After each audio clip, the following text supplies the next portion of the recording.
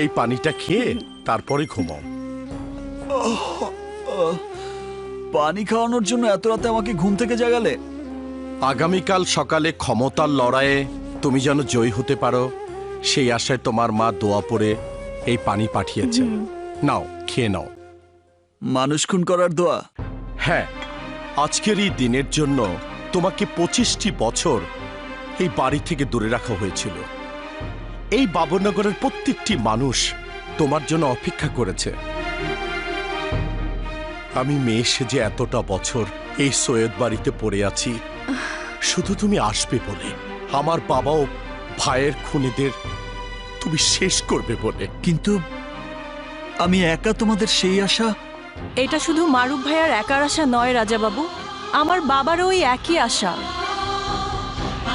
যে জ্বলন্ত আগুন আমার বাবার বুকের মধ্যে দাউ দাউ করে জ্বলছে, সেই একই আগুনে আমিও পুড়ে পুড়ে নিঃশেষ হয়ে যাচ্ছি। ওই আসলাম সওদাগর আমার বাবার চোখ দুটো উপড়ে ফেলে চিরদিনের জন্য অন্ধ করে দিয়েছে।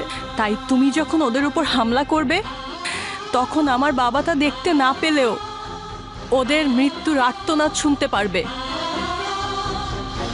আমাদের এই শেষ ইচ্ছাটুকু পূরণ করার জন্য তুমি ওই আসলাম সওদাগরকে শেষ করে দাও, ধ্বংস করে দাও ওই সওদাগর পরিবারকে।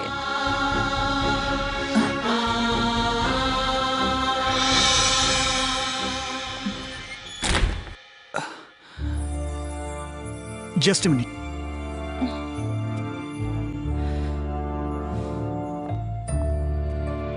আমি জানি এসব শুনে তুমি টেনশনে পড়েছ, তাই আমি তোমাকে সত্যি কথাটাই বলছি।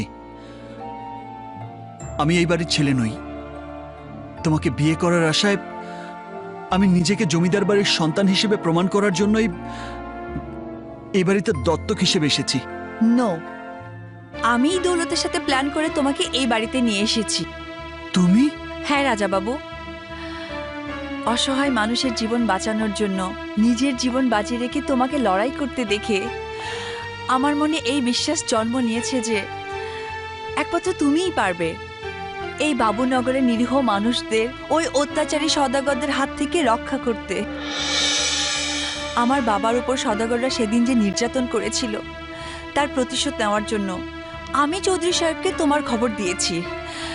আর তুমি সৈয়দ বাড়ির দত্তক সন্তান হিসেবে এখানে এসেছো, তাই বলে আমি তোমাকে এই স্বার্থের জন্য ভালোবেসেছি তা নয়। সত্যি সত্যি আমি তোমাকে আমার জীবনের চেয়েও বেশি ভালোবাসি।